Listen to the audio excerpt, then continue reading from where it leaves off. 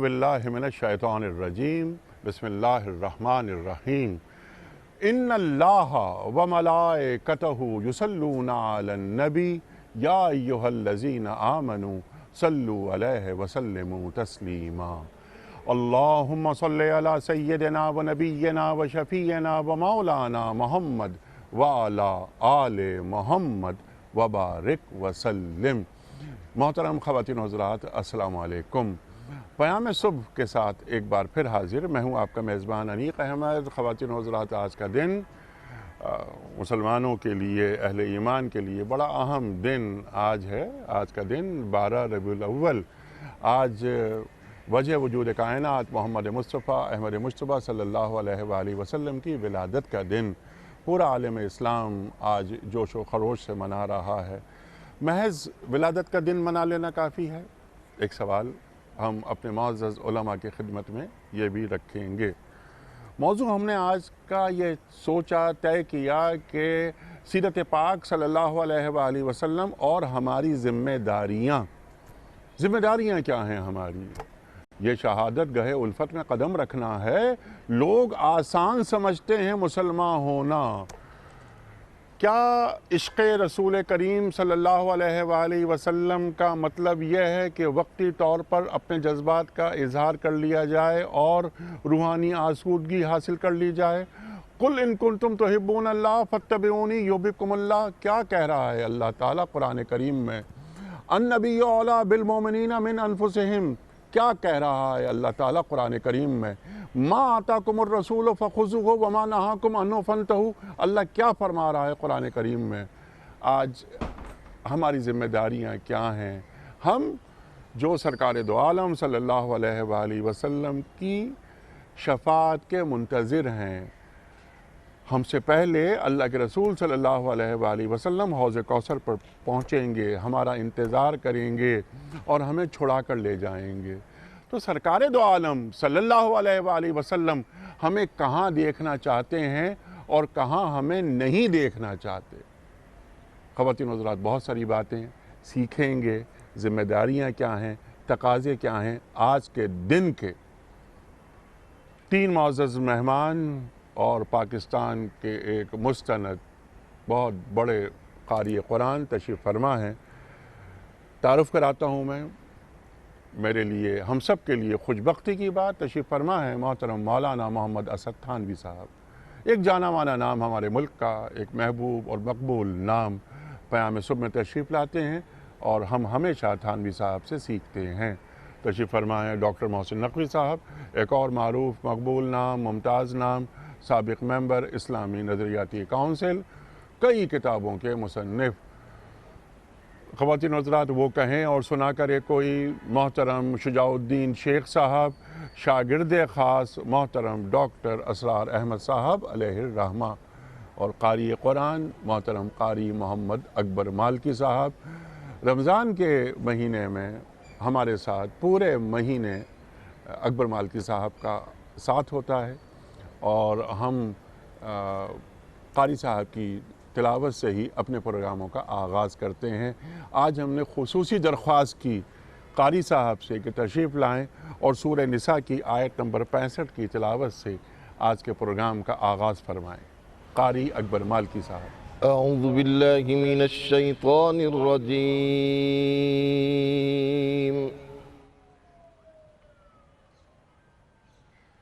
बिस्मिल्लाहिर रहमानिर रहीम।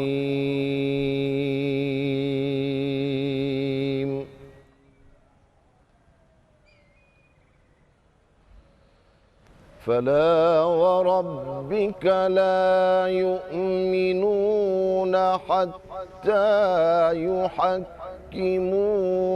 फीमा शजरा बैनहुम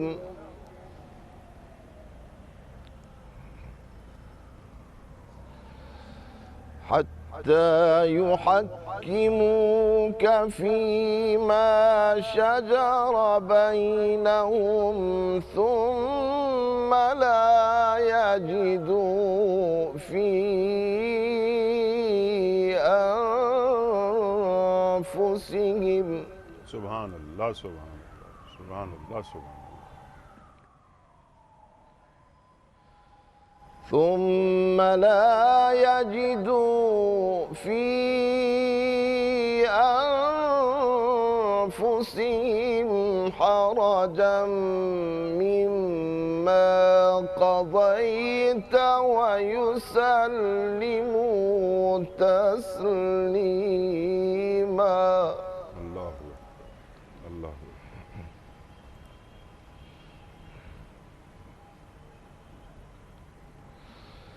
بسم الله الرحمن الرحيم.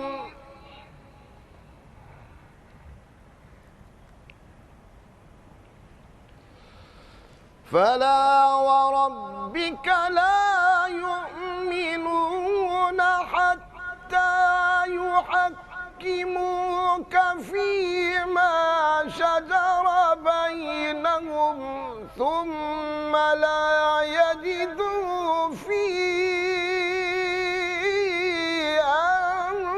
أنفسهم ما شاء الله ما شاء الله.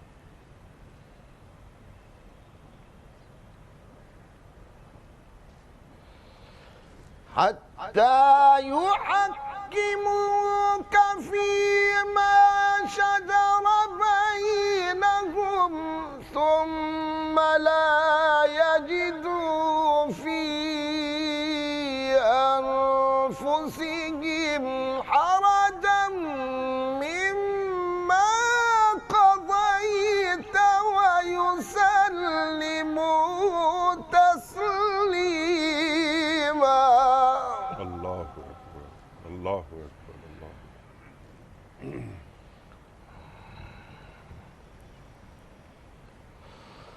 فلا وربك لا يؤمنون حتى يحكموك فيما شجر بينهم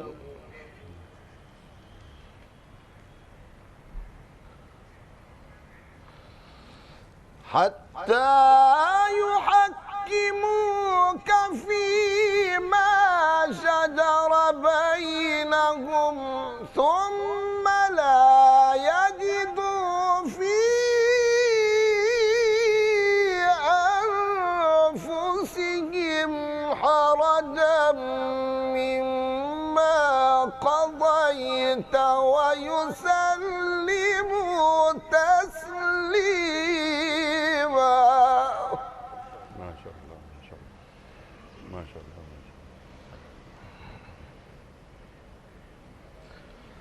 ثم لا يجدوا في أنفسهم حرجا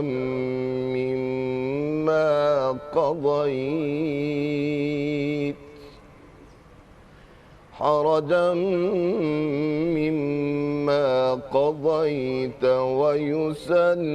ويسلموا تسليما. صدق الله العظيم. جزاک اللہ قاری صاحب. سبحان اللہ سبحان اللہ سبحان اللہ سبحان اللہ. قاری محمد اکبر مالکی صاحب نے سورہ نساء کی آیت نمبر 65 کی تلاوت کی سعادت حاصل کی. ترجمہ پیش کر رہا ہوں. نہیں اے محمد صلی اللہ علیہ وآلہ وسلم، آپ کے رب کی قسم، یہ کبھی مومن نہیں ہو سکتے جب تک اپنے باہمی اختلافات میں یہ آپ کو فیصلہ کرنے والا نہ مان لیں، پھر جو کچھ فیصلہ آپ فرما دیں اس پر اپنے دلوں میں بھی کوئی تنگی نہ محسوس کریں بلکہ سر بسر تسلیم کریں. صدق اللہ العظیم. آغاز کرتے ہیں محترم مولانا محمد اسد تھانوی صاحب سے. تھانوی صاحب، اب یہ جو آیت تلاوت فرمائی، اللہ اکبر اللہ اکبر، اللہ کیا فرما رہا ہے، لیکن اس سے پہلے کہ ہم بہت ساری باتیں آپ سے سیکھیں، ارشاد یہ فرمائیے لقد کان لکم فی رسول اللہ اسوۃ حسنہ کے حوالے سے کچھ بات. یہ سیرت کیا ہوتی ہے، اسوہ کیا ہوتا ہے، سنت کسے کہتے ہیں، آج کے دن کے تقاضے کیا ہیں؟ ارشاد. بسم اللہ الرحمن الرحیم. قرآن پاک میں اللہ جل جلالہ نے بے شمار جگہ جناب محمد رسول اللہ صلی اللہ علیہ وسلم کا ذکر فرمایا ہے، اور جیسے ابھی قرآن پاک کی آیت انہوں نے تلاوت کی کہ فَلَا وَرَبِّكَ لَا يُؤْمِنُونَ حَتَّى يُحَكِّمُوكَ فِي مَا شَجَرَ بَيْنَهُمْ، ثم لا یجدوا فی انفسہم حرجا مما قضیت ویسلموا تسلیما، کہ انسان کی زندگی میں جو بھی مراحل پیش آتے ہیں، مرنے کا ہو، جینے کا ہو، شادی بیاہ کا ہو، کاروبار کا ہو، وغیرہ وغیرہ، اس میں تمام میں اس اسوے پر، اس طریقے پر عمل کیا جائے گا جہاں جناب رسول اللہ صلی اللہ علیہ وسلم نے جیسا فرمایا۔ سبحان اللہ۔ قرآن پاک میں ایک اور جگہ اللہ تعالیٰ نے فرمایا ما کان لمؤمن ولا مؤمنۃ اذا قضى اللہ ورسولہ امرا۔ علماء نے لکھا کہ یہاں اللہ جل جلالہ نے قضى اللہ ورسولہ ایک ساتھ فرمایا، یعنی جیسے اللہ کا فیصلہ ماننا ہے اسی طرح اللہ کے رسول کا فیصلہ بھی ماننا ہے، سبحان اللہ۔ دونوں کے اندر کوئی فرق نہیں کرنا ہے۔ اسی طرح قرآن پاک میں اللہ تعالیٰ نے فرمایا من یطع الرسول فقد اطاع اللہ، سبحان اللہ۔ کہ اگر کسی نے رسول کی اطاعت کی تو اس نے اللہ کی اطاعت کی۔ ایک عالم نے بڑی خوبصورت بات کی، انہوں نے کہا کہ ہمارا دین دار نبوت سے شروع ہوتا ہے اور دار نبوت میں ختم ہوتا ہے، یعنی دار نبوت سے باہر ہمارا کوئی دین نہیں ہے۔ اور بھی قرآن پاک کی بہت ساری آیات ہیں، اور جو آیت کا بھی آپ نے حوالہ دیا لقد کان لکم فی رسول اللہ اسوۃ حسنہ، علماء نے لکھا کہ فی ظرفیت کے لیے آتا ہے، یعنی اس آیت کا مطلب یہ ہے کہ جناب محمد رسول اللہ صلی اللہ علیہ وسلم کی جو حیات طیبہ ہے، یعنی پوری جو 23 سالہ مدنی زندگی ہے، اس کے دن ہیں، رات ہیں، اس میں بحیثیت شوہر کے، بحیثیت باپ کے، بحیثیت حاکم مدینہ کے، بحیثیت فوج کے جرنیل کے، بحیثیت ایک تاجر کے، جو بھی جناب رسول اللہ صلی اللہ علیہ وسلم کی حیات طیبہ کی جہتیں ہیں، وہ ان تمام جہتوں کے اوپر انسان کو عمل کرنا چاہیے، اور اس کے اوپر عمل کرنا اس کو واجب ہے۔ یعنی لقد کان لکم فی رسول اللہ، رسول اللہ صلی اللہ علیہ وسلم کی پوری حیات طیبہ میں۔ صلی اللہ علیہ وسلم۔ عبداللہ ابن عمر رضی اللہ تعالیٰ عنہ کے بارے میں حدیث میں آتا ہے کہ جب وہ سفر پہ جاتے تھے تو اس درخت کے نیچے قیام کرتے تھے جہاں رسول اللہ صلی اللہ علیہ وسلم سفر میں ٹھہرے، اس جگہ نماز ادا کرتے تھے جہاں رسول اللہ صلی اللہ علیہ وسلم نے نماز ادا کی، یعنی ان کی ہر معاملے کی اور ہر چیز کی نقل کرنے کی کوشش کرتے تھے۔ ایک بات جو سب سے اہم ہے، وہ کسی مفکر نے بڑی خوبصورت بات کی کہ کسی بھی آدمی کی شخصیت کا صحیح اندازہ اگر آپ لگانا چاہتے ہیں تو وہ اس فن کا آدمی لگا سکتا ہے، غیر فن کا نہیں لگا سکتا۔ ٹھیک۔ مثلا ایک ڈاکٹر اچھا ہے یا کس درجے کا ہے تو جو میڈیسن پڑھا ہوا ہے وہ زیادہ بتا سکتا ہے، میں اور آپ نہیں بتا سکتے۔ اسی طرح ایک انجینئر ہے تو وہ کس درجے کا انجینئر ہے، اعلیٰ ہے، درمیانہ ہے، ادنا ہے، وہ انجینئرنگ پڑھا ہوا آدمی تو بتا سکتا ہے، اس کا اسیسمنٹ میں اور آپ نہیں کر سکتے۔ تو جناب محمد رسول اللہ صلی اللہ علیہ وسلم اللہ کے نبی ہے، اللہ کے رسول ہیں، تو جناب رسول اللہ صلی اللہ علیہ وسلم کا اصل جو شخصیت ہے اس کا صحیح جائزہ تو کوئی نبی اور رسول لے سکتا ہے۔ تو آپ تو خاتم النبیین ہیں، کوئی رسول تو آنا نہیں ہے اس کے بعد، کوئی نبی تو آنا نہیں ہے اس کے بعد۔ تو میں، آپ یا پورے عالم اسلام کے لوگ مل کر یا بڑے بڑے علماء مل کر یا پوری دنیا کے مفکرین بھی مل کر جناب رسول اللہ صلی اللہ علیہ وسلم کی شخصیت کا صحیح اندازہ نہیں لگا سکتے، عقلاً محال ہے، کیونکہ کوئی نبی نہیں ہے، کوئی رسول نہیں ہے، اور کوئی نبی اور رسول آنا نہیں ہے، یعنی ہمارے اندر وہ اہلیت نہیں پائی جاتی اور وہ قابلیت نہیں پائی جاتی اور وہ علمیت نہیں پائی جاتی کہ ہم جناب رسول اللہ صلی اللہ علیہ وسلم کی شخصیت کا اور عظمت کا اسیسمنٹ کر سکیں۔ وہ شاید شیخ سعدی کا شعر ہے یا کسی اور کا ہے، یا صاحب الجمال و یا سید القمر من وجهك المنیر لقد نور القمر لا يمكن الثناء كما كان حقه بعد از خدا بزرگ توئی قصہ مختصر۔ اس نے کہا کہ میں تو اللہ کے رسول کی ثنا بیان ہی نہیں کر سکتا، میں ان کی صحیح شخصیت کو بیان ہی نہیں کر سکتا، میں ان کی شخصیت کی صحیح انالیسز ہی نہیں کر سکتا، میں ایک جملہ کہہ سکتا ہوں کہ بعد از خدا بزرگ تو یہ قصہ مختصر۔ غالب کیا کہتے ہیں کہ غالب ثنائے خواجہ بجزداں گذاشتیم کہاں ذات پاک مرتبہ دان محمد است، یعنی اللہ ہی جان سکتا ہے کہ مقام محمد ہے کیا صلی اللہ علیہ وآلہ وسلم۔ اب آپ مجھے اجازت دیں میں جملہ سناؤں گا۔ تو اس سے ہمیں یہ نتیجہ نکلا کہ ایک انسان یا تمام انسان یا جناب محمد رسول اللہ صلی اللہ علیہ وسلم کی جوتیوں کو لگے ہوئے تمام ذرے، یعنی تمام مؤمنین، ان کے تمام غلام مل کے بھی ان کی شخصیت کو صحیح اندازہ نہیں لگا سکتے اور خیرات نہیں پیش کر سکتے. ٹھیک. تو اللہ جل جلالہ نے جس دن تاج نبوت جناب محمد رسول اللہ صلی اللہ علیہ وسلم پہ رکھا، یعنی نبی کے منصب پہ 40 سال کی عمر میں سرفراز فرمایا، تو عبادات بھی فرائض، واجبات، نوافل خود مقرر کر دی. رمضان المبارک کے پورے مہینے میں روزے فرض قرار دے دیے. نماز تراویح زائد نماز جو 11 مہینے میں نہیں ہے. تلاوت قرآن پاک جتنا اس مہینے میں کیا جاتا ہے باقی 11 مہینوں میں مسلمان نہیں کرتے. خیر خیرات، صدقہ، غریبوں کو کھانا کھلانا، جس کو قرآن پاک میں بڑی تفصیل میں جگہ جگہ بیان کیا گیا ہے. تو جو اعمال نیک اس ماہ مبارک میں کیے جاتے ہیں وہ سال کے 11 مہینے میں نہیں کیے جاتے. تو جشن نبوت رسول اللہ صلی اللہ علیہ وسلم کا منانے کا طریقہ اللہ جل جلالہ نے بتا دیا. کیونکہ میں اور آپ تو طریقہ نکال ہی نہیں سکتے، کیونکہ ہم عقلاً محال ہے کہ ان کی شخصیت کا ہم صحیح اندازہ لگائیں. تو میں اور آپ ان کی شخصیت کا صحیح اندازہ نہیں لگا سکتے، تو ہم ان کو خراج عقیدت پیش کرنے کے لیے کیا طریقہ نکال سکتے ہیں. تو اللہ ہی بعد از خدا بزرگ تو یہ قصہ مختصر، شاعر نے بڑی خوبصورت بات کی. تو اللہ تعالیٰ نے کہا کہ اگر تم لوگ اس میں عاجز ہو تو میں بتا دیتا ہوں کہ اس رمضان المبارک کے شب قدر میں جس میں میں نے تاج نبوت ان کو پہنایا، اس ایک رات کو میں نے 1000 مہینے سے زیادہ افضل کر دیا. اور 1000 مہینہ بنتا ہے 83 سال 4 مہینے. عموماً ایک آدمی کی عمر نہیں ہوتی. اور اللہ کتنا افضل بنایا، کیا دگنا بنا دیا، 4 گنا بنا دیا، 8 گنا بنا دیا، 20 گنا بنا دیا. یہ نہیں بیان کیا کہ اس شب قدر کے اندر جو عبادت تم کرو گے، جتنا اخلاص تمہارے اندر پایا جائے گا، جتنے اخلاص کے ساتھ تم عبادت کرو گے اور جناب رسول اللہ صلی اللہ علیہ وسلم کو خراج عقیدت پیش کرو گے، اتنا گناہ ہم تمہیں اجر بیان دے دیں گے. اور پورے مہینے کو ہم نورانی بنا دیا. دن میں روزہ رکھتے ہو، رات کو قرآن پڑھتے ہو، قرآن سنتے ہو، غریبوں کو روٹی کھلاتے ہو، وغیرہ وغیرہ. سبحان اللہ. جشن نبوت محمد رسول اللہ صلی اللہ علیہ وسلم. سبحان اللہ. اتباع رسول کریم صلی اللہ علیہ وآلہ وسلم وہ واحد ذریعہ کہ جو رسول سے بھی قربت ہو رہی ہے اور اللہ سے بھی قربت ہو رہی ہے، بلکہ اللہ کا رنگ صبغۃ اللہ، من احسن من اللہ صبغہ. سبحان اللہ سبحان اللہ. تھانوی صاحب نے تو بنیاد فراہم کر دی. اب وہ اسوہ ہے وہ ہمارے سامنے آتا ہے. اچھا ڈاکٹر صاحب، کیسی عجیب بات ہے کہ کسی بھی رسول، کسی بھی پیغمبر کا اسوہ سیرت محفوظ نہیں ہے سوائے سرکار دو عالم صلی اللہ علیہ وآلہ وسلم کے. کتنا بڑا تحفہ ہے انسانیت کے لیے اللہ کی جانب سے.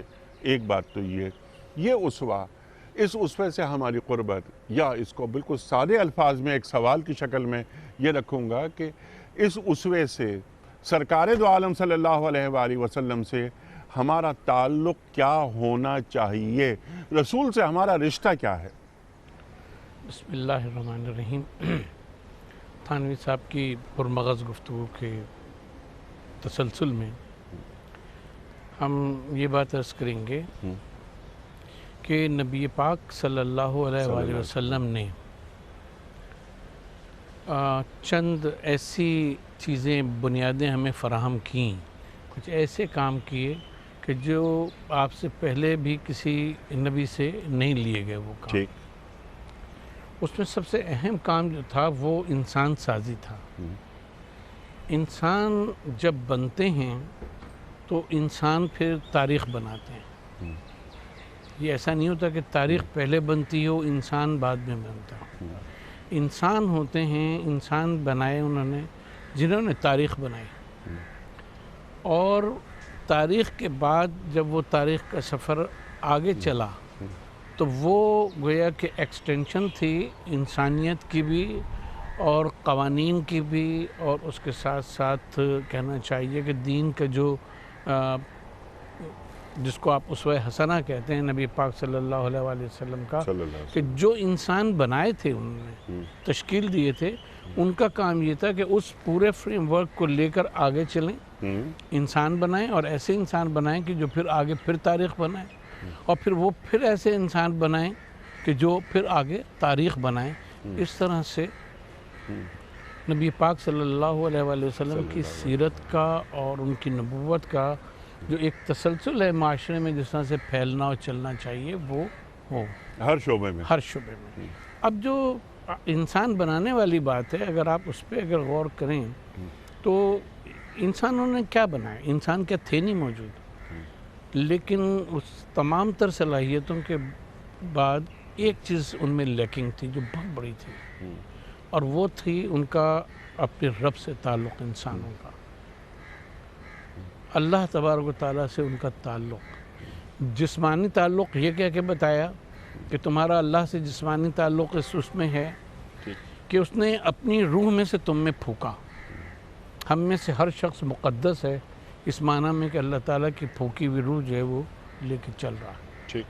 دوسرے یہ کہا کہ تم میں نفس تو ہم نے رکھا ہے، لیکن نفس جو ہم چاہتے ہیں وہ نفس مطمئنہ کے درجے پر ہونا چاہیے، اللہ اکبر، کہ جہاں خود نفس مشتاق ہو اس کا اللہ تک پہنچنے کا، لقاء الہی کا، اور اللہ تبارک و تعالیٰ خود کہے کہ یا ایتھا النفس المطمئنہ ارجعی الی ربک راضیہ مرضیہ فادخلی فی عبادی وادخلی جنتی۔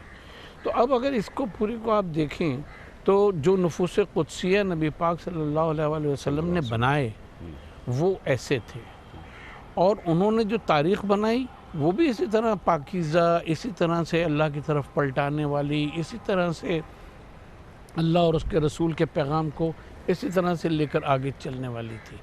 اب آپ جب یہ فرماتے ہیں، سوال کرتے ہیں کہ ہمارا فرض کیا ہے؟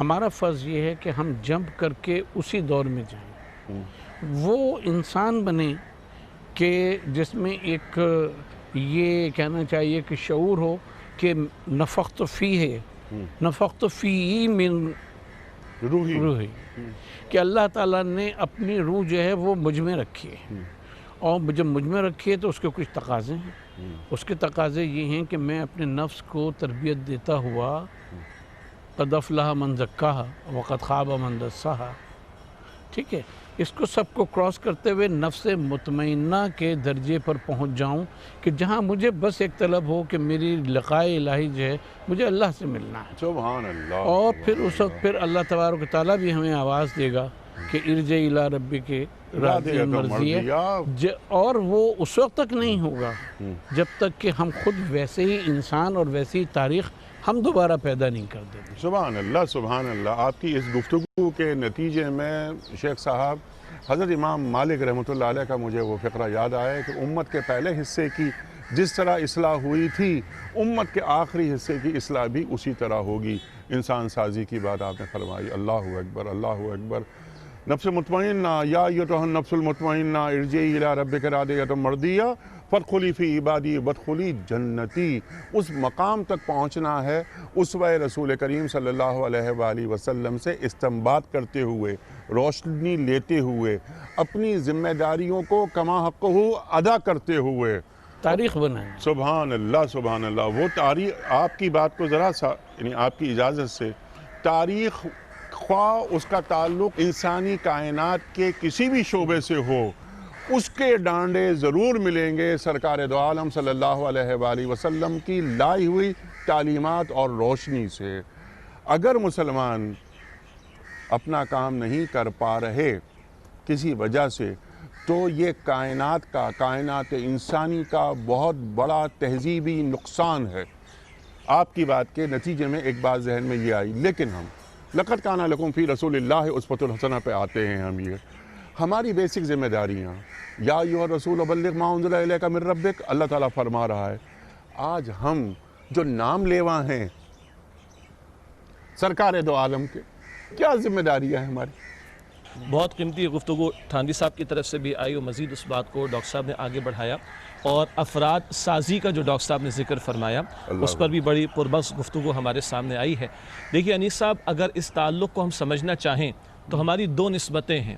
ایک نسبت اللہ کی طرف ہے ہماری، ہم اس کے عبد ہیں، اس کے بندے ہیں، اور ایک نسبت محمد مصطفیٰ کی طرف ہے صلی اللہ علیہ وسلم، ان کے امتی اور ان کے نمائندے ہیں۔ تو ہماری نسبت دوہری ہے۔ بقیہ اقوام کا یا امتوں کا معاملہ یہ تھا کہ ان میں انبیاء آتے رہے، بعد میں مزید انبیاء آ گئے۔ ہمارا معاملہ، ہم اس دوراہے پر کھڑے ہیں یا اس مقام پر کھڑے ہیں اور اس کریٹیکل پوزیشن میں کھڑے ہیں کہ اللہ 14 صدیوں پہلے امام الانبیاء پر ختم نبوت کا اعلان فرما چکا ہے۔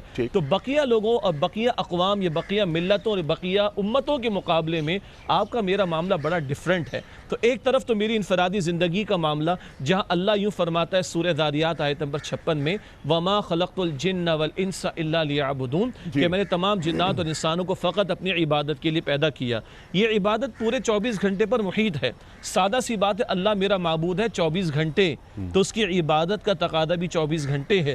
اس مقصد کے لیے بھی لَقَدْ كَانَ لَكُمْ فِي رَسُولِ اللَّهِ أُسْوَةٌ حَسَنَةٌ رہنمائی وہاں سے ملے گی۔ کیوں؟ کلمے کی ترتیب دیکھیے، لا الہ الا اللہ، اللہ کے سوا کوئی الہ نہیں، کوئی معبود نہیں، مگر کیسے اس کی بندگی کرنی ہے؟ محمد رسول اللہ اسوہ ان کا تمہارے سامنے رہنا چاہیے صلی اللہ علیہ وسلم۔ اللہ فرماتا ہے نماز قائم کرو، حضور فرماتے صلو کما رأیتمونی اصلی۔ اللہ حج فرض فرماتا ہے صاحب استطاعت پر زندگی میں ایک مرتبہ، حضور فرماتے خذوا عنی مناسککم۔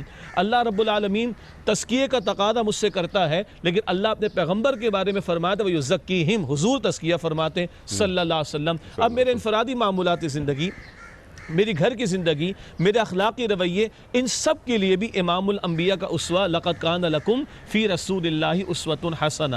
البتہ بات میری ذات تک محدود نہیں ہے، اللہ کی عبادت بھی 24 گھنٹے مطلوب ہے، اور اس کی نمائندگی کرتے ہوئے ایک اس سے خلافت کی نمائندگی بھی مجھے دی ہے، اپنا خلیفہ اپنا نمائندہ بنا کر زمین پر بھیجا، اور ایک اس نے محمد مصطفیٰ صلی اللہ علیہ وسلم کا امتی بنا کر ایک بڑا ویژن میرے سامنے کھڑا کر دیا۔ قرآن کہتا ہے سورہ آل عمران آیت نمبر 110 میں، کنتم خیر امت اخرجت للناس تأمرون بالمعروف وتنہون عن المنکر، تم بہترین امت ہو جنہیں انسانیت کے لیے برپا کیا گیا۔ تم چھوٹے لوگ نہیں ہو، چھوٹا ویژن نہ رکھنا، ذات تک محدود نہ رہنا، اپنے نفس کی فکر نہ کرنا، اپنے معاملات کی فکر نہ کرنا، تمہیں انسانیت کے لیے برپا کیا گیا، تم نیکی کا حکم دو گے، تم بدی سے روکو گے۔ یہاں لقد کان لکم فی رسول اللہ اسوۃ حسنہ کو اگر کھولا جائے تو رات کا قیام امام الانبیاء کا وہ اللہ سے لو لگانے کے لیے، وہ اللہ سے تعلق کی مضبوطی کے لیے، اور دن کا معاملہ کیا ہے؟ کبھی ابو جہل کے دروازے پر ہیں، کبھی ابو لہب کے دروازے پر ہیں، کبھی مکہ کے دائیں بائیں لگنے والے بازاروں میں ہیں، کبھی حج کے قافلوں کے درمیان میں جا کر حضور دعوت دے رہے ہیں صلی اللہ علیہ وسلم۔ کردار سازی کی بات آئی، کیسے انسان پروڈیوس ہوئے نبی اکرم علیہ السلام کے ہاتھوں۔ جتنے سیرت نگاروں نے سیرت کی کتاب لکھی ہے، ہمیشہ اکثر سیرت نگاروں نے مکے کے اور عرب کے حالات کو پہلے ذکر فرمایا۔ یہ کانٹراسٹ کیوں سامنے رہنا چاہیے؟ کیا تھے وہ لوگ جہاں کبھی پانی پہلے پلا دینے پہ جھگڑا، کبھی گھوڑا پہلے آگے بڑھا دینے پہ جھگڑا، کہاں جہاں بچیوں کو زندہ درگور کیا جاتا ہو، سود کے معاملات ہو، بیت اللہ کا برہنہ معاذ اللہ طواف کیا جاتا ہو، 360 بتوں کی پوجا پاٹ کی جاتی ہو، ناپ تول کی کمی بھی ہے، سود خوری کے معاملات بھی ہیں، اور دیگر برائیاں بھی موجود ہیں۔ اس معاشرے کے اندر 23 برس میں محمد مصطفیٰ صلی اللہ علیہ وسلم کی محنت کے نتیجے میں دنیا کو وہ افراد میسر آئے۔ آپ اور میں تو تمام صحابہ کرام اور اہل بیت کا عزت سے نام لیں گے، مگر غیروں کو بھی مجبور ہونا پڑتا ہے۔ کبھی ایک شخص کھڑا ہوتا ہے، دا بلال کے نام سے عنوان سے 500 پیج کی کتاب لکھ دیتا ہے، اور کبھی ایک پوری قوم کھڑی ہوتی ہے، اسکینڈینیوین کنٹریز میں کھڑے ہوتے ہیں، اور ان کو اقرار کرنا پڑتا ہے یس وی آر فالوئنگ دا عمر's لا رضی اللہ تعالیٰ عنہ۔ تو دنیا نے وہ کردار دیکھے ہیں، صرف الفاظ نہیں دیکھے، صرف خطابات نہیں دیکھے، صرف سرمنز نہیں دیکھے، بلکہ افراد دیکھے اور پوری تاریخ دیکھی۔ مجھے اجازت دیجیے گا، دنیا تاریخ سے واقف تو ہے، دنیا کچھ انقلابات کا ذکر بھی کرتی ہے، کبھی فرانس کے ریولوشن کی بات آتی ہے، کبھی رشین ریولوشن کی بات آتی ہے۔ فرانس میں بس تھوڑا سا سیاسی سطح پر منظرنامہ تبدیل ہوا، باقی عقائد لوگوں کے وہی رہے، اعمال لوگوں کے وہی رہے، معیشت لوگوں کی وہی رہی، معاشرت لوگوں کی وہی رہی۔ اور رشین ریولوشن کے اندر معیشت کے اندر کوئی تبدیلی بظاہر نظر آئی ہے، لیکن معاشرت لوگوں کی ویسی رہی، سیاست لوگوں کی ویسی رہی، لیکن محمد مصطفیٰ صلی اللہ علیہ وسلم کی 23 برس کی محنت کے نتیجے میں جو انقلاب برپا ہوا، بقول ہمارے استاد ڈاکٹر اسرار احمد صاحب رحمۃ اللہ علیہ کے، بتا دو کیا نہیں بدلا؟ زمین و آسمان بدل گئے، عقائد بدلے ہیں، اعمال بدلے ہیں، کردار بدلے ہیں، رویے بدلے ہیں، اخلاقیات بدل گئیں، خوشی غمی کے رویے بدل گئے، معاملات زندگی بدل گئے، معاشرت ہو، معیشت ہو، سیاست ہو، عدالت ہو، ریاست ہو، انٹرنیشنل افیئرز کے معاملات ہو، سب بدل گئے۔ لیکن یہ ہے عقیدت کا بیان، عمل کے میدان میں آج اور ہم اور آپ کہاں کھڑے ہیں؟ ذمہ داری۔ آج یہ 2 ارب مسلمانوں کی امت، یہ 2 ارب مسلمانوں کی امت اس کے رویے و کردار کو دیکھ کر معاف فرمائیے گا، آج دروبینی کی ضرورت ہے نا کہ آج ہمارے رویے و کردار جو اجتماعی طور پر ہیں ان کو دیکھ کر محمد الرسول اللہ یاد آئیں گے کسی کو صلی اللہ علیہ وسلم؟ حضور فرماتے ترمذی شریف کی روایت میں کہ مومن وہ جسے دیکھ کر اللہ یاد آئے، مومن وہ ہے جسے دیکھ کر اللہ یاد آئے۔ میں عرض کیا کرتا ہوں تشریح میں، امتی کون ہوگا؟ جسے دیکھ کر محمد الرسول اللہ یاد آئے صلی اللہ علیہ وسلم۔ تو آج دروبینی کی ضرورت ہے۔ ذرا میں اپنے اندر جھانکوں، آپ نے وہ آیت کریمہ کی طرف اشارہ کیا، اللہ اپنی محبت کا معیار کیا قرار دیتا ہے؟ قل ان کنتم تحبون اللہ فاتبعونی، سورہ آل عمران آیت نمبر 31۔ اگر اللہ سے محبت کا دعویٰ ہے حضور ان سے فرما دیجئے میری اتباع کرو، میری پیروی کرو، اور پیروی 24 گھنٹے اور اجتماعی معاملات میں بھی ہے۔ اور حضور اپنے بارے میں کیا فرماتے ہیں؟ من احب سنتی فقط احبنی ومن احبنی کان معی فی الجنہ، جس سے میری سنت و میرے طریقے سے محبت کی اس نے مجھ سے محبت کی، اور جس سے مجھ سے محبت کی وہ میرے ساتھ جنت میں ہوگا۔ آخری ذکر بس اشارتاً، یہ لقد کان لکم فی رسول اللہ اسوۃ حسنہ، یہ آیت کہاں واقع ہوئی قرآن میں؟ سورۃ الاحزاب ہے، اور سورۃ الاحزاب کی آیت نمبر 21 ہے۔ یہ جنرلائز بھی ہے مگر ریفرنس دا کانٹیکس بھی تو دیکھیں۔ سورۃ الاحزاب کی چند آیات، رکوع نمبر 2 اور رکوع نمبر 3، غزوہ احزاب کا بیٹل آف ٹرنچز کا بیان ہے۔ پیٹ پر پتھر بندھے ہوئے ہیں، بھوک اور پیاس حضور نے برداشت کی ہے، خندق کھودنے میں حضور مصروف عمل رہے ہیں، صحابہ نے اگر محنتیں کی ہیں تو فرنٹ پر حضور بھی کھڑے ان کے ساتھ صلی اللہ علیہ وسلم۔ یہاں اللہ آیت عطا فرما رہا ہے لقد کان لکم فی رسول اللہ اسوۃ حسنہ۔ یہ احزاب کا موقع کیوں آیا؟ یہ دو بدو جنگ کے مواقع کیوں آئے؟ یہ باطل کے مقابلے میں کھڑا ہونے کا موقع کیوں آیا؟ کیونکہ رب کی زمین پر اس کی بندگی کو مکمل کرنے کے لیے اس کے عطا کردہ عادلانہ نظام کا نفاذ اور اس کی جد و جہد ضروری ہے، جو 23 برس کا مشن ہے رسول اللہ علیہ السلام کا، لیظہرہ علی الدین کلی۔ تو جب اسوہ حسنہ کی بات ہو تو انتہائی ادب کے ساتھ، وہ صرف میٹھا کھا لینے تک محدود نہیں ہے، وہ صرف داڑھی سجا لینے تک محدود نہیں ہے، وہ صرف خوشبو لگا لینے تک محدود نہیں ہے، وہ کبھی طائف کی گلیوں میں بہتے ہوئے خون کی صورت میں نظر آئے گا، کبھی احد کے میدان میں بہتے ہوئے خون کی صورت میں نظر آئے گا، کبھی 70 صحابہ کے لاشیں اٹھاتے ہوئے نظر آئے گا، اور کبھی پیٹ پر پتھر بندھے ہوئے ہوں اور حضور بھی بھوک سے دو چار ہوں اور محنت و مشقت کر رہے ہوں، اسوہ حسنہ وہاں بھی نظر آئے گا۔ اس تعلق سے ہمیں غور کرنے کی ضرورت ہے۔ سبحان اللہ، سبحان اللہ، سبحان اللہ۔ دین نام ہے رسول اللہ صلی اللہ علیہ وسلم سے وفاداری کا، محض وقتی جذبات کے اظہار کا نام نہیں ہے۔ دین ذمہ داریاں اللہ کے رسول صلی اللہ علیہ وسلم ہم پہ عائد کر رہے ہیں کہ تم مسلمان ہو، میرے نام لیوا ہو، تو تمہیں کیا کرنا ہے اور کیا نہیں کرنا۔ تھانوی صاحب، آپ کی خدمت میں اب یہ سوال، بہت ساری گفتگو، بنیاد آپ تینوں حضرات نے فراہم کر دی۔ سمپل سوال آپ کی خدمت میں، شیخ صاحب نے فرمایا راتوں کو سرکار دو عالم صلی اللہ علیہ وآلہ وسلم کا رابطہ ہو رہا ہے، قیام اللیل ہو رہی ہے، اللہ سے رابطہ چل رہا ہے، گفتگو ہو رہی ہے، دعائیں ہو رہی ہیں، اور اشاعت دین بھی ہو رہی ہے۔ دن میں ابو جہل سے ہی مکالمہ ہو رہا ہے، ابو لہب سے ہی مکالمہ ہو رہا ہے، دین کو پھیلایا جا رہا ہے۔ لعلک باخع نفسک الا یکونوا مومنین، اللہ فرما رہا ہے کہ اگر یہ لوگ دین قبول نہیں کرتے، ایمان نہیں لاتے، تو کیا آپ جان دے دیں گے؟ اللہ اکبر۔ کیا ذمہ داری امتیوں پر کیا فائز ہوتی ہے، کیا عائد ہوتی ہے آج کے دن کے حوالے سے؟ آج ہے 12 ربیع الاول، ہماری جان فدا، ہمارے مال فدا، ہم وقتی طور پہ بہت ساری باتیں کر لیتے ہیں، لیکن اللہ کے رسول ہمیں کہاں دیکھنا چاہتے ہیں؟ ارشاد۔ بسم اللہ الرحمن الرحیم۔ اپنی گفتگو میں ڈاکٹر محسن نقوی نے بڑی خوبصورت اور عقلی باتیں کی اور تربیت کا ذکر کیا جناب رسول اللہ صلی اللہ علیہ وسلم کا، اور شجاع الدین شیخ صاحب نے بھی اس کی طرف اشارہ کیا۔ جی ہاں۔ قرآن پاک میں جہاں مقاصد بعثت اللہ تعالیٰ نے 4-5 جگہ بیان کیے ہیں، لقد من اللہ علی المؤمنین اذ بعث فیہم رسولا من انفسہم یتلو علیہم آیاتہ ویزکیہم ویعلمہم الکتاب والحکمہ، یہ 4 مقاصد بیان کیے کہ ہم جو اللہ اپنے رسول کو بھیج رہا ہے، خاتم النبیین کو، ان کے موٹے موٹے 4 مقاصد ہیں۔ پہلا یتلو علیہم آیاتہ، کہ اللہ کی آیات کو تلاوت کر کے آپ کو سنا دیں۔ الحمدللہ 1450 برس گزر گئے ہیں، پوری دنیا کے اہل علم اس بات پہ یقین رکھتے ہیں کہ محمد رسول اللہ کے غلام ویسے ہی تلاوت کرتے ہیں جیسے انہوں نے تلاوت کی تھی، ویسے ہی لکھا جاتا ہے جیسے ان کے زمانے میں لکھا گیا تھا۔ اس کی تفصیلات بہت ہیں۔ تربیت، تربیت کی کہ وہ لوگ جن کا ابھی تذکرہ شجاع الدین شیخ صاحب نے کیا ان کے ماقبل اسلام کے حالات کا، ان لوگوں کو دنیا کے لیے رول ماڈل بنا دیا۔ میرے استاد مولانا محمد ادریس کا کاندلوی رحمۃ اللہ علیہ شیخ الحدیث، جن سے میں نے بخاری پڑھی ہے تقریباً 56 برس پہلے، انہوں نے بڑی خوبصورت بات کی اور مجھے آج یاد آئی ان کی بات کے اوپر۔ فرمایا کہ جناب رسول اللہ صلی اللہ علیہ وسلم کے جو صحابہ کرام کی تعداد ہے وہ 1,24,000 ہے، ساری کتابوں میں لکھا ہوا ہے۔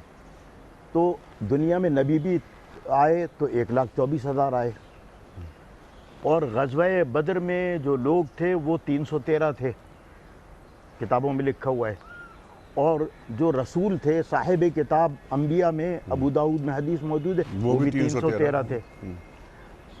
تو انہوں نے یہ بات سبق کے دوران بتائی اور مجھے ابھی اس کا خیال آیا کہ میں آپ کی خدمت میں اس کا اظہار کروں۔ انہوں نے کہا کہ جناب محمد رسول اللہ صلی اللہ علیہ وسلم نے 1.25 لاکھ لوگوں کو ایسا تیار کیا، ایسی ان کی تربیت کی، ایسا ان کو اعلیٰ درجے پہ پہنچایا جیسے 1.25 لاکھ نبی تھے کہ کائنات میں ان سے بہتر کوئی نہیں، اور ان میں سے 313 کو ایسے اعلیٰ درجے پہ پہنچا دیا جو اصحاب بدریین کہلاتے ہیں، جس کے بارے میں جناب رسول اللہ صلی اللہ علیہ وسلم نے فرمایا کہ لو انفقہ، فرمایا کہ ہجرت سے پہلے اگر کسی آدمی نے 1 مد جو دیا ہے تو ابھی کوئی احد کا پہاڑ کے برابر سونا بھی خیرات کرے گا تو اس کے برابر نہیں پہنچ سکتا۔ تو یہ جو 313 افراد ہیں یہ ایسے اعلیٰ درجے کے اوپر فائز ہیں جیسے رسول کے درجے پر 1.25 لاکھ نبیوں میں سے 313 فائز تھے۔ میرا خیال ہے اس سے بہتر کمپلیمنٹ جناب وَيُزَكِّيهِمْ کو نہیں پیش کیا جا سکتا۔ اس کی پھر بڑی تفصیلات ہیں۔ پھر فرمایا وَيُعَلِّمُهُمُ الْكِتَابَ وَالْحِكْمَةَ، کہ کتاب کی تعلیم دیں گے اور حکمت کی تعلیم دیں گے۔ حدیث شریف میں آیا کہ حضرت عمر رضی اللہ تعالیٰ عنہ نے 7.5 برس میں سورہ بقرہ اور سورہ آل عمران کا علم حاصل کیا، اور اس کے بعد گائے ذبح کر کے لوگوں کی دعوت کی، بہت ساروں کی۔ تو یعنی صاحب زبان تھے، قرآن کے معنی سمجھتے تھے، ہمارے آپ کی جگہ طرح عجمی نہیں تھے، لیکن یہ کہ انہوں نے تعلیم کتاب جناب رسول اللہ صلی اللہ علیہ وسلم سے۔ ابھی حکمت کیا چیز ہے؟ فرمایا وَأَنزَلْنَا عَلَيْكَ الْكِتَابَ وَالْحِكْمَةَ، قرآن کہتا ہے نبی میرے اوپر، میں نے تیرے اوپر ایک چیز نہیں نازل کی، 2 چیزیں نازل کی، ایک کتاب اور حکمت۔ حکمت کیا ہے؟ جناب محمد رسول اللہ صلی اللہ علیہ وسلم کے اقوال، افعال، تقریر، یعنی جو انہوں نے فرما دیا، جو انہوں نے کیا، اور جو کسی کو کرتے دیکھ کے کوئی نکیر نہیں فرمائی، اس پورے کا نام حکمت ہے۔ تو قرآن پاک میں اللہ تعالیٰ نے یہ بات نازل فرمائی، اس سے ہمیں یہ پتہ چلا کہ قرآن کے ساتھ حدیث پہ جب تک ہمارا ایمان برابر کا نہیں ہوگا ہمارا ایمان کامل نہیں۔ پھر قرآن پاک میں تیسری جگہ اللہ تعالیٰ نے کہا وَآمِنُوا بِمَا أَنزَلْتُ، امر کا صیغہ ہے کہ اے ایمان لانے کا تقاضا کرنے والوں، جو میں نے نازل کیا اس پر ایمان لاؤ۔ اے اللہ تو نے کیا نازل کیا؟ اللہ کہتا ہے میں نے 2 چیزیں نازل کی، جیسا پہلے پہ ایمان ہے ویسے ہی دوسرے پہ ایمان لاؤ۔ اگر دوسرے پہ ایمان تمہارا کچھ ناقص ہوا تو تمہارا ایمان مکمل نہیں۔ تو آپ نے جو تربیت کی بات کی بڑی خوبصورت بات کی، اور کیا اس میں منطقی اور عقلی بات آپ نے کی۔ اللہ کے رسول صلی اللہ علیہ وسلم نے انسان سازی کی، اور وہ یتلو علیہم آیاتہ ویزکیہم ویعلمہم الکتاب والحکمہ۔ سبحان اللہ، سبحان اللہ۔ آخری وقت ہے پروگرام کا، یہ ہم نے تمام گفتگو، پورا فلسفہ، معنی، مفاہیم، دین کا خلاصہ، اسوہ رسول کریم صلی اللہ علیہ وآلہ وسلم سے استنباط کرتے ہوئے ہم یہاں تک پہنچ گئے، یعنی تاریخ انسانی یہاں تک پہنچ گئی۔ آج انسان کو اسوہ حسنہ کی روشنی میں، اور خاص طور پر اہل ایمان کو دین کوئی ذمہ داری عائد کر رہا ہے۔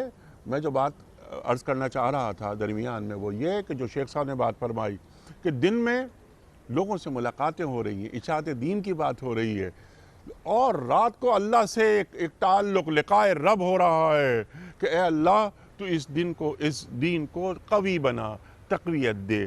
تو آج کا جو مسلمان ہے، اہل ایمان ہے، اس کی کوئی ذمہ داری بھی ہے۔ هو الذی ارسل رسولہ بالہدی والدین الحق لیظہرہ علی الدین کلہ کے ذیل میں ارشاد کہ ہم ان دونوں کی بات کو، شیخ صاحب کی بات کو اور تھانی صاحب کی بات کو آگے بڑھائیں۔ ہم پھر اس طرف آئیں گے کہ لوگ اور معاشرہ، تہذیب، تمدن بنیادی طور پہ دو طرح کے ہوتے ہیں. ایک منفعل ہوتا ہے کہ جو دوسری تہذیبوں کا، دوسرے ان کا اثر جو ہے وہ قبول کرتا چلا جاتا ہے. اور اب یہ کہ صنعتی انقلاب آ گیا تو ہماری ایک معاشرہ، اس کی تہذیب تھوڑی بدل گئی، صنعتی ہو گئی. کیپٹلزم آ گیا تو تھوڑا سا کیپٹلزم لے لیا، معیشت جو ہے وہ تبدیل ہو گئی. جمہوریت کہیں آ گئی تو ہم نے جمہوریت کو اپنا لیا. کوئی چیز بھی اس معاشرے میں ہر چیز جو ہے وہ ٹرانسفارم ہو کے دوسری شکلوں میں چلی جاتی ہے. اور ایک معاشرہ وہ ہوتا ہے کہ جو دوسروں کو اپنے رنگ میں رنگ لیتا ہے، جو منفعل نہیں ہوتا، جو فاعل ہوتا ہے اور فاعل ہوتا ہے اور فاعل ہوتا ہے، مستقل اپنی ڈائنامکس میں. اور اس میں جہاں وہ دوسرے معاشروں کو ایبزارب کرتا ہے اور دوسرے معاشرے اس کے رنگ میں رکھتے ہیں، اس کے رنگ میں رکھتے ہیں. آپ دیکھیں اسلام جہاں جہاں پھیلا جزیرہ عرب سے نکل کے وہاں یہ گئے، وہاں اپنی ان کی تہذیبیں تھیں. ایران کی اپنی تہذیب تھی، یونان کی اپنی تہذیب تھی، مصر کی اپنی تہذیب تھی. یہ ساری تہذیبیں تھیں. جہاں مسلمان گئے اور اس کو کیا، وہاں اپنے گویا نبی پاک صلی اللہ علیہ وسلم کے اسوہ حسنہ اور سیرت کو کے اوپر عمل کرتے ہوئے ان لوگوں کو مسلمان کر لیا. اور وہاں اب کتنے ممالک ہیں کہ جہاں افریقی زبان نہیں بولی جاتی، عربی زبان بولی جاتی. کتنی تہذیبیں ہیں، کتنے وہ ہیں تاریخ کے موڑ ہیں کہ جو اسلامی اس کے مطابق ڈل گئے. مسلمانوں سے جو سب سے بڑی غلطی ہوئی وہ یہ کہ مسلمان منفعل ہو گئے. انہوں نے کہا کہ ترقی کے معنی یہ ہیں کہ دوسروں کی چیزیں جو ہیں وہ اڈاپٹ کرتے رہو اور اپنا صبغۃ اللہ جو ہے اس کو کھوتے چلے جاؤ. ٹھیک ہے، اس وقت جو کرنے کا کام ہے نبی پاک صلی اللہ علیہ وآلہ وسلم نے جو کیا، جن لوگوں کو تیار کیا اور جن لوگوں نے جا کے دنیا کو اس صبغۃ اللہ میں تبدیل کیا، بدلا، وہ رنگ ان پہ چڑھایا، ان کو مسلمان کیا، وہ کیا. اور یعنی معروب نہیں ہوئے، معروب نہیں ہوئے، اس اور وقت مغلوب نہیں ہوئے، مغلوب نہیں ہوئے. اس وقت ضرورت یہ ہے کہ ہم بجائے اس کے کہ اس بات کی کوشش کریں کہ ہماری سیاست، ہماری معیشت، ہمارا اخلاق، ہمارا دین، ہر چیز اس طرح سے ہم وہ پیش کریں کہ دوسری قومیں جو ہیں وہ ہماری طرف اٹریکٹ ہو کے وہ اس صبغۃ اللہ کو قبول کریں اور اس طرح سے ایک نئی تاریخ جو ہے، نئی تہذیب، نیا تمدن جو ہے وہ تشکیل پائے. تو اس کے لیے انسان سازی ضروری ہے. اس کے لیے انسان امت کی سطح پہ کہیں انسان سازی کی کوششیں ہو رہی ہیں؟ لوگوں کو شعور ہی نہیں ہے ہمارا خیال ہے اس ٹرانسفارمیشن کا کہ جو وقت کے ساتھ ساتھ مسلمانوں کی ہو گئی. اور اس بات کا بھی شعور نہیں ہے کہ وہ اب یہ ٹرانسفارم کریں کہ دوسرے قوموں کو اپنے رنگ میں جو ہیں وہ رنگ لیں اور اس کے لیے کیا نظام پیش کریں، کس طرح سے پیش کریں. پہلے تو کیسے اس وہ کو نظام، کریں. وہ فکر، وہ سوچ، وہ فلسفہ وہ جس نے سانچے یونان تیار کے ہوں. فلسفے کو وہاں وہ شکست سانچے دے تیار دی. ہوں. جی ہاں، تو آج وہ مغلوب ذہنیت سے دور رکھنا ہے امت کو، بالکل. مغلوب ذہنیت سے دور رکھنا ہے امت کو.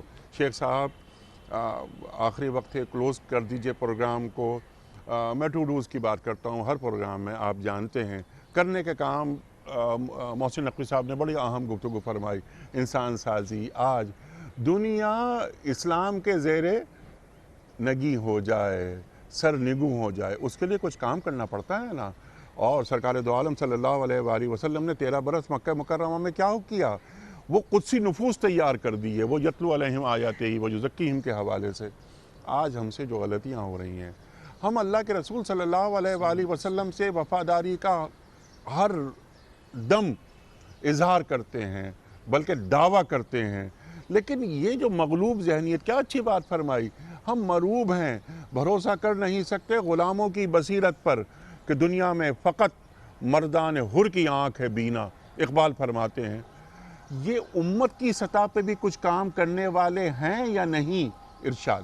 جی ڈاکٹر صاحب نے بہت خوبصورت بات ارشاد فرمائی، اور میں سمجھتا ہوں یہی اصل آج ہمارے پروگرام کی کلوزنگ ہے. میں اسی میں تھوڑا سا اور بات کو آگے بڑھاتے ہوئے کہ ہمیں امام بننا ہے، اللہ نے امامت کے لیے کھڑا کیا ہے، سبحان اللہ، مقتدی بننے سبحان کے لیے اللہ، کھڑا نہیں کیا ہے۔ سبحان اللہ۔ ابراہیم علیہ السلام تو ابو الانبیاء ہیں، ان کو امام الناس کہا اللہ سبحانہ وتعالی نے، اور محمد مصطفیٰ صلی اللہ علیہ وسلم کی رسالت عالمگیر ہے۔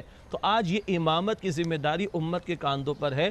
پہلے تو اس تصور کو ریوزٹ کروا کے کلیئرٹی دینے کی ضرورت ہے کہ ہم لیڈرشپ کے لیے آئے ہیں، لیڈ ہونے کے لیے نہیں آئے کہ ہم مقتدی بن جائیں، بلکہ اللہ نے ہمیں امامت کے لیے کھڑا کیا، پہلی بات۔ دوسری بات ہے کہ ہمارا تابناک ماضی، اس کا بھی تذکرہ سامنے آنا چاہیے۔ آج ہماری نسل بیچاری، بہرحال میں بھی ان لوگوں میں شاید شامل ہوں، کہ ہمارا تاریخ کا مطالعہ نہ ہونے کے برابر ہے۔ تو روشن ماضی کا تذکرہ کر کے بھی ایک ترغیب اور تشویق کا سامان کیا جا سکتا ہے۔ اور پھر پچھلی گفتگو میں آپ نے امام مالک رحمۃ اللہ علیہ کے قول کی طرف اشارہ کیا کہ اس امت کے آخری حصے کی اصلاح اسی طور پر ہوگی جس طرح اس امت کے پہلے حصے کی اصلاح ہوئی تھی، اور وہ اصلاح امام الانبیاء نے فرمائی صلی اللہ علیہ وآلہ وسلم، قرآن حکیم کو بنیاد بنا کر۔ قرآن دعوت کا بنیادی ذریعہ، قرآن تزکیے کا بنیادی ذریعہ، قرآن تربیت کا بنیادی ذریعہ، قرآن انقلاب کا بنیادی ذریعہ۔ آپ غور فرما لیجئے، مشرق و مغرب، شمال جنوب میں جب مسلمان کھڑا ہوگا، اللہ تو چاہتا ہے فجر میں قرآن، ظہر میں قرآن، عصر میں قرآن، مغرب میں قرآن، عشاء میں قرآن، اور مسلمان چلتا پھرتا قرآن۔ جی، کیونکہ وہ صاحب قرآن صلی اللہ علیہ وسلم کا امتی ہے، اور صاحب قرآن کے بارے میں حضرت اماں عائشہ رضی اللہ تعالیٰ عنہ فرماتی ہیں کانا خلقہ القرآن۔ کیوں قرآن کا ذکر ہو رہا ہے؟ وہ قدر کا ذکر تھانوی صاحب نے فرمایا، شب قدر میں اللہ تعالیٰ نے تقدیروں کو بدل دینے والی رات میں تقدیروں کو بدل دینے والی کتاب عطا فرمائی ہے۔ آج ہم بھی اپنی تقدیر کو بدلنا چاہتے ہیں تو قرآن سے زندہ تعلق ضروری، اور تربیت محمد مصطفیٰ کی صلی اللہ علیہ وسلم، وہ راتوں کو اٹھنا، اللہ سے لو لگانا، اور وہ قرآن کو سینوں میں اتارنا۔ وہ قرآن، مجھے اجازت دیجیے گا، بلال تپتی ریت پہ لٹائے جاتے ہیں، سینے پر بھاری پتھر رکھا جاتا ہے، خباب دہکتے انگاروں پر لٹائے جاتے ہیں، اور ان کی پیٹھ کو جلایا جاتا ہے، سمیہ کو شہید کیا جاتا ہے، یاسر کو شہید کیا جاتا ہے، اور امام الانبیاء فرماتے ہیں اصبروا یا آل یاسر فإن موعدکم الجنہ، اے یاسر کے گھر والوں صبر کرنا، تمہارے لیے جنت کا وعدہ۔ یہ جو آخرت کی فکر پیدا کی، یہ جو اللہ والا حضور نے بنایا، اور جب مقصود اور مطلوب اللہ کی ذات ہو جائے تو پھر وہ بات سامنے آتی ہے، وہ ایک سجدہ جسے تو گراں سمجھتا ہے، ہزار سجدوں سے دیتا ہے آدمی کو نجات۔ اور آخری بات، آج ہم اس دن میں یہ تہیہ کریں، ہم نبی مکرم علیہ السلام کی محبت کا بھی، اس کے بغیر ہمارا ایمان نہیں، اظہار بھی کریں، ہم قائل ہیں اس بات کے، لیکن ساتھ حضور کی سیرت کا مطالعہ تو کریں، ہمارے گھروں میں سیرت کا مطالعہ ہو، ہمارے اسکول کالجز کے سلیبس میں سیرت کا ذکر کیا جائے۔ اسی فورم پر ہمارے مفتیان کرام، علماء کرام بار بار کہتے ہیں اپلائیڈ سیرہ پروفٹ محمد پڑھائی جائے صلی اللہ علیہ وسلم۔ میں کیسا باپ بنوں، حضور کیسے والد تھے۔ حضرت امام زین العابدین کا ایک قول یاد آیا مجھے، آپ فرماتے ہیں کہ ہم سیرت کو قرآن کی طرح پڑھتے تھے۔ جی، اس لیے کہ صاحب قرآن وہ چلتا پھرتا قرآن ہی تو ہے۔ کریکلم میں سیرت کو رکھا جائے، نصاب تعلیم میں سیرت کو رکھا جائے، تاکہ ہمارے بچوں کو معلوم ہو کہ ہم کس کے امتی ہیں۔ شیخ صاحب میں آپ کا بڑا شکر گزار، آپ تشریف لائے۔ تھانوی صاحب آپ کا بڑا ممنون، ڈاکٹر صاحب بڑا کرم آپ کا، آپ تشریف لائے۔ قاری اکبر مالکی صاحب، کبھی کبھی آپ تشریف لائے کریں ہمارے پروگرام میں، ہمیں پتہ ہے بہت مصروف آدمی ہیں آپ، بہت بڑے آدمی ہیں آپ، لیکن آپ تشریف لاتے ہیں، تلاوت قرآن کریم، سبحان اللہ سبحان اللہ۔ خواتین و حضرات، یہ وقت مکمل ہوا ہمارے آج کے پروگرام کا۔ اپنے تینوں معزز علماء، قاری قرآن اکبر مالکی صاحب کا بڑا ممنون، آپ حضرات تشریف لائے اور ہمارے علماء نے کیا گفتگو فرمائی، سبحان اللہ سبحان اللہ۔ ٹو ڈوز کرنے کا کام بھی بتا دیے، سرکار دو عالم صلی اللہ علیہ وآلہ وسلم کی بعثت کے مقاصد، فرائض رسالت وہ بھی سامنے آئے، لیکن عقلی بنیاد پر ہمیں آگے بڑھنا ہے، علم حاصل کرنا ہے۔ اور ڈاکٹر صاحب نے جو بات فرمائی کہ مروبیت اور مغلوبیت سے نکلنا ہے، صبغت اللہ، اللہ اکبر، من احسن من اللہ صبغہ، اللہ اکبر۔ اللہ کا رنگ اسی وقت اختیار کیا جا سکتا ہے کہ جب ہم محمدی رنگ میں صلی اللہ علیہ وآلہ وسلم رنگ دیے جائیں، اور محمدی رنگ اس وقت تک نہیں چڑھ سکتا جب تک کہ اتباع رسول کریم صلی اللہ علیہ وآلہ وسلم نہ ہو۔ وقت فرصت ہے کہاں، کام ابھی باقی ہے، نور توحید کا اتمام ابھی باقی ہے۔ اپنے میزبان انیق احمد کو کل تک کے لیے اجازت دیجیے، خدا حافظ۔ پروردگار بحر و